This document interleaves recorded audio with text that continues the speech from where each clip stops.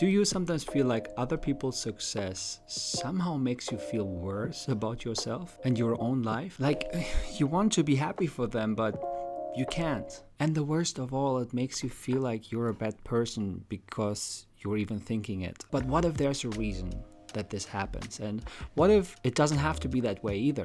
We don't have to feel bad, and there's a way to actually deal with this in a much better way. Let me take you back to where it all started for me. So I come from a family where comparison is like the bread and butter of communication. And if you have siblings, you probably know how it feels like to be compared. Or just because there's someone else in the room, you compare yourself. But in my case, particularly, my mother really loved to compare us, saying stuff like, why can't you be more like him?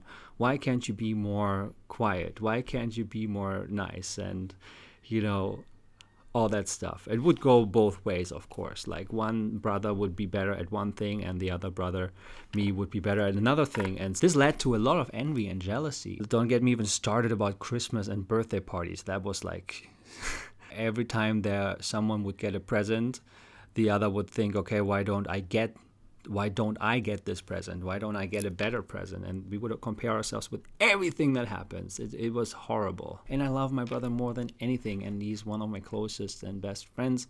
And we overcame all that. It's still part of us. It still sometimes leads to weird feelings, right? Because we still compare ourselves to each other. But I think we got a good handle on this. But it took a long time. And I would say I went through different phases when it comes to comparison, and I'm just entering a new phase now. So the first phase I ran into was I compared myself. Just simply that. I just compared myself with myself. I just compared myself with other people, especially with my brother or with friends or other family members. The second phase, I realized comparison kills my creativity, and it makes me unhappy, right? So what do I do with that? What do I do if I know comparison sucks, right? And we probably realized that quite early, but what do we do about that?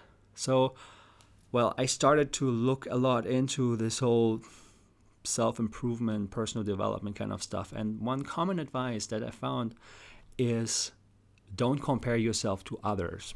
Compare yourself to the person you were one day before, 1 year before, and so on. And it sounds really wise. It makes a lot of sense, and it sounds great. And I made this like my mantra. I would tell myself, and I would tell other people. I even talked about that in a video, saying, hey, just compare yourself to the person you were yesterday, right? Because it sounds really great, but there's a problem with that. It doesn't work. I actually did some research, and it changed my mind completely, and it really helped me to get a grip on comparison and see it from a different perspective. And I think this could be super helpful for you as well if you suffer from comparison. So there's actually scientific backing. There's the scientist called Frank Fujita, I hope I pronounced his name correctly, and he says that social comparison actually happens spontaneously. It happens mostly unconsciously. And, well, basically it's instinctive, right? What we're doing.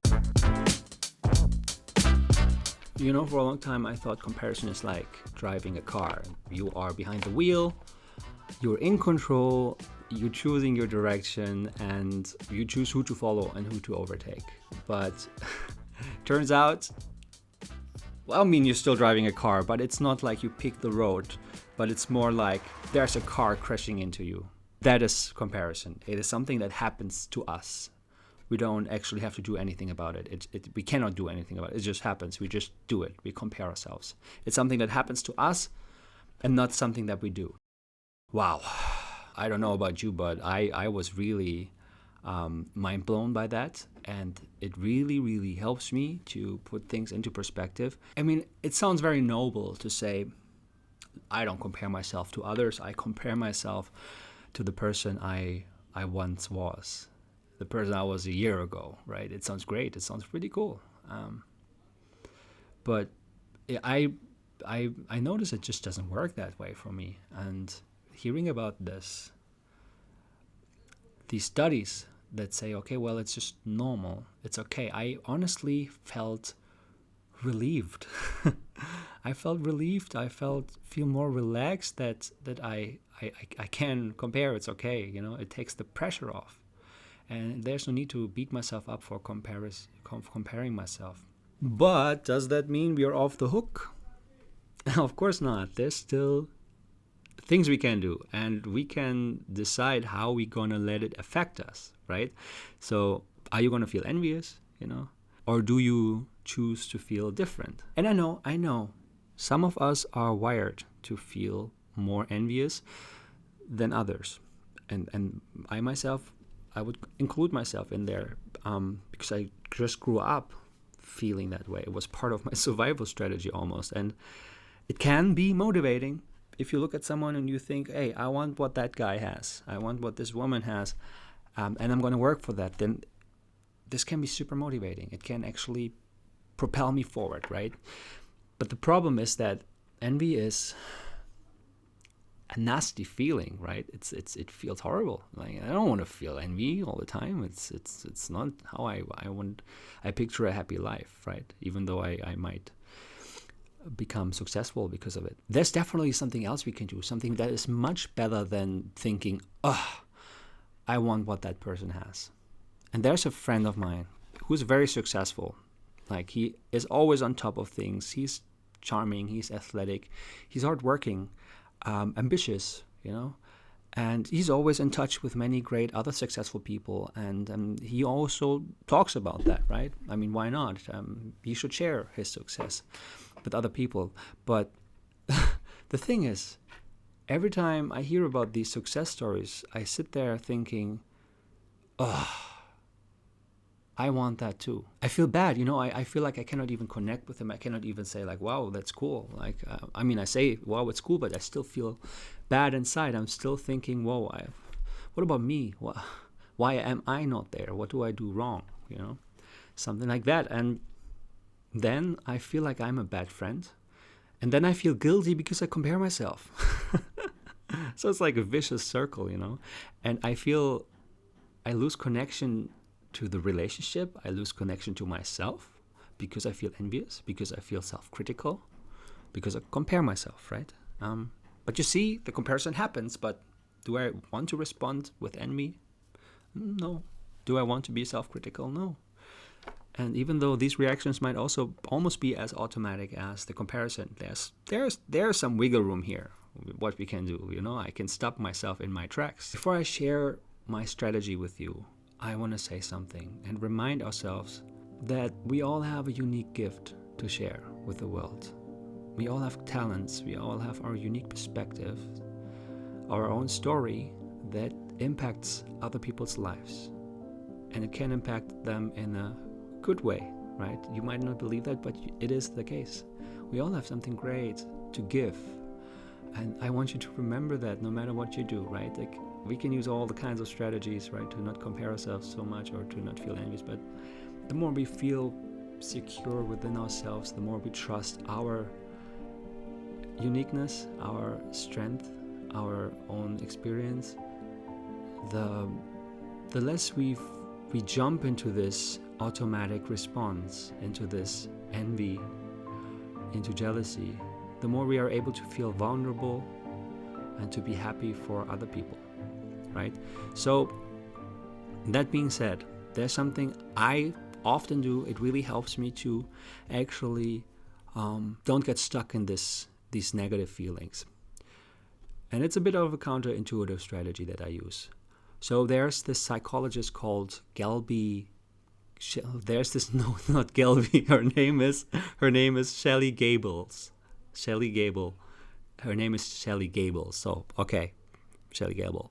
And she describes 4 types of responses whenever someone shares a good, positive news with us. And let's just imagine you have a friend and this friend just got a promotion for the job. And the first type of response that you could choose is passive destructive. And that means you completely ignore their news or shift your focus to yourself. It's up to you to decide if that's a great response or not. Number 2 is the active destructive response. And that is you point out risks or flaws. For example, like You got promoted. Are you even aware of all the new responsibilities? Think about the stuff that could go wrong with you in this role. Again, it's up to you to decide if that's a good response or not. Number 3 is called passive constructive, and that is you acknowledge it, but barely. You say something like, oh, nice, and you keep scrolling on your phone or something because you just don't care and you don't want to even try to make them feel good about it, right? So again, is that the best response? Not really. So let's look at number 4, which, drum roll, is the best response, obviously. It's called active constructive. And that means you celebrate with them and ask questions. So you say something like, that's amazing. You worked so hard for this. Are you excited about your new role? It doesn't even take much more time. It's just more, celebration, just more empathy. And you see, if you're not in the mindset, it might be hard to do that right away. But I think there are ways to grow into this response, into becoming more active, constructive, right? You maybe have to force yourself a little bit in the beginning, but I think with time, with practice, you get better at this and you start feeling this joy. And that's also backed by science, actually. Because when we celebrate with someone else, like we feel genuinely happy with them, it kind of rewires our brain. We stop seeing other people's success as a threat, and the brain starts to register it as something good for you too. It's a little bit like saying there's enough room for everyone to succeed. We come to a place of abundance, not of scarcity. You actually build more connection. You feel closer to that person, and you get used to that feeling. Once you start celebrating with the other person, your brain will think like, yeah, I'm happy too, I'm successful too. It will make no other difference, because whatever I imagine, it becomes my reality. If I think for that person, if I feel for that person something like success, well, that's great, then I become more successful. I feel more successful. I think feeling successful will lead to more success, but that's another thing. And this is a great thing. It just means we just have to work on our response. We have to become more active, constructive, and celebrate other people's wins, and grow into that, rewire that brain, train it like a muscle. The celebration muscle, if you want to call it that way. And over time, you will get less triggered as well. You will get less triggered because you've trained yourself to root for the other person. Envy as a response will become smaller and smaller and smaller. And that is, for me, the only version that I want to become, the version I want to feed more often. The one that sees everything around him as a win. If someone is successful, hey, hell yeah, let's go. It's great. Let's celebrate. You're an amazing person. I have amazing friends. I have amazing people around me who are pulling me up, lifting me up, right? I feel great. If I share something, they feel great with me too, right? So it's all about having these great people around you as well that lift you up, that make you feel good, that celebrate with you as well, of course. You need people who celebrate your wins too. So what was your win today? Find some win that you can celebrate. It's a little bit of a random question. I'll just come up with it like spontaneously right now because I feel like this video should end with a question. And what was your win today? How would you celebrate it? What was your friend's win? Look for a win that your friend has today and try to celebrate that one. All right, I'm out. Oh, ouch. Bye-bye.